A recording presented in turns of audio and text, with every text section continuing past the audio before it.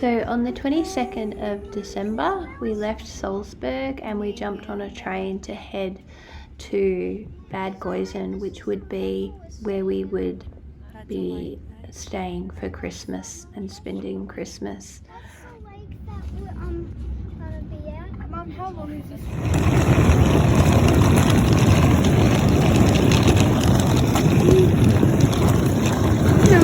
Right now we are at Austria at Bad Goisern. Bad Goisern, and Which is near Hallstatt.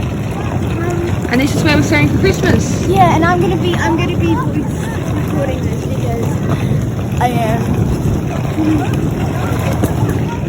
Station. Pretty little town. Yeah, but it's like weird. This is our accommodation for Christmas. This is one of the first places I've booked, so I'm not really in the habit of showing all the different Airbnbs and hostels and things we stayed at, but this one was fantastic. It was on the top floor of a big traditional Austrian building. They kind of look like huge barns, and it had plentiful room for all of us. So this is where we'd be staying for Christmas. And we were really thrilled because there was lots of space for us just to relax and have a home away from home while we celebrated Christmas and had some much needed downtime. Pretty soon after arriving in Bad Goisern, we had to go and get food for the next 4 or 5 days because we knew that the shops would be closed a lot over the Christmas period. So what actually happened is that John and I and the kids went and did the first lot of shopping, and then we realised we weren't going to be able to get it all in one go. So I think by the end of the day, John had done 4 trips by foot to the supermarket to make sure we had everything we needed for Christmas. So it's Christmas in Austria. It's the 23rd. So it's Christmas Eve. We don't think. We've got mountains out there, which can't really see because it's a bit foggy today. Might not have snow. But we might not have a white Christmas. Well, we still saw snow this. But we still saw snow, so it's gonna be okay. Yeah, so we're watching the Polar Express. And what are you doing, Sean? I am making a popcorn theme for the tree. Yeah, you're doing a good job. Josie's doing that. Johnny, show what you're making. I'm making a chain. Very nice. However, Comparing mine to Johnny and Sean and Josie's, I'm pretty crap at this. you see, very few people know about today. It's the 23rd, so it's Christmas Eve. Yes. Except in And the Australia, it's the 24th. And we did all our grocery shopping by It's already foot. Christmas Eve in Australia. We did 4 days worth of grocery shopping by foot.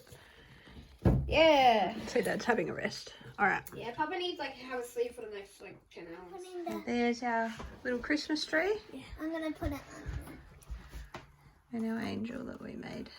Yay! It's not bad.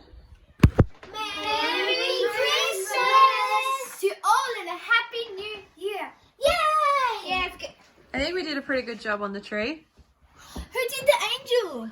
I did. But I put it up. But Josie and Grace and Sean did the popcorn.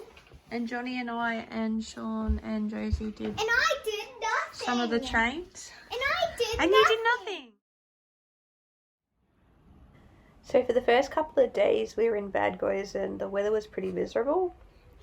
But on the 24th, Christmas Eve, we woke up and the weather looked like this. So we decided today's the day. Let's get on a train and go check out beautiful Hallstatt. Hallstatt was only 2 train stops, I think, from where our accommodation was in Bad Goisern. It is a World Heritage Site and one that we were really keen on seeing. It's in Upper Austria and it is surrounded by mountains and a gorgeous lake. Glorious day. And for any Disney fans, it is also rumoured to be the inspiration for the fictional town of Arendelle in the movie Frozen. Although we tried to be as prepared as possible at all times for different things that we did on this trip, it did not mean that we didn't occasionally have the odd oversight. And what we didn't realise is that to get to Hallstatt from the train stop, we needed to take a ferry. That bit we knew, but of course we didn't consider, or we just forgot that you needed to have cash to take the ferry. And so we got there in the middle of nowhere, and there's no town, there's no ATM. So luckily, because it was Christmas Eve, the ferryman decided he would do us a favour. He would take our passport, or John's passport, as collateral, and let us cross, as long as we then quickly went to an ATM in Hallstatt and paid him back, which we did. So in the end, all good.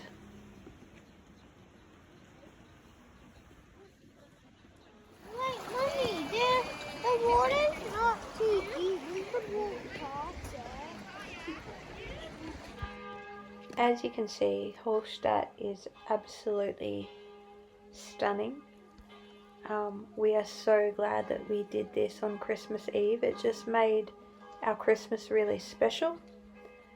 And we didn't even really do much except just walk around and explore. But you really don't need to do much more than that when your surroundings look like this.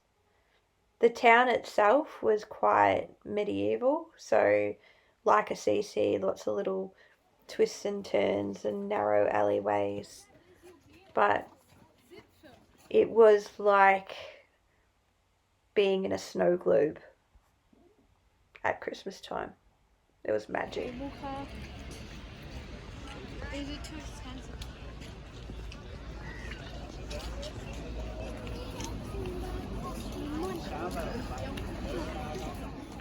As we walked to the far end of the town, we started to lose the crowds a little bit, and a space opened up at the foothills of the mountains here, which was actually a kids' playground. So the kids spent probably an hour just playing at the playground. You can see behind Josie, who's doing a Sound of Music spin there. And all in all, just a great, great day. That's me.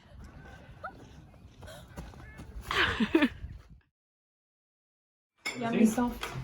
This one is I've done a kind of an Austrian thing. Austrians like to have bratwurst, fried potato, and sauerkraut. But you said that would be But I've chicken added nuggets. mushroom gravy, You said that carrots, would be... and Hungarian You peas. said that would be chicken nuggets. Yeah, I'm saving Mum, them for she's Thursday. she's videoing. Hello, Probably legends. Grace and I will be the only ones that like this, but we'll be finishing it off tomorrow Don't with the do pork. that. Oh, by the way, because they're watching Merry Christmas. After dinner, we did our finishing touches on our little tree in preparation for some presents to arrive that night.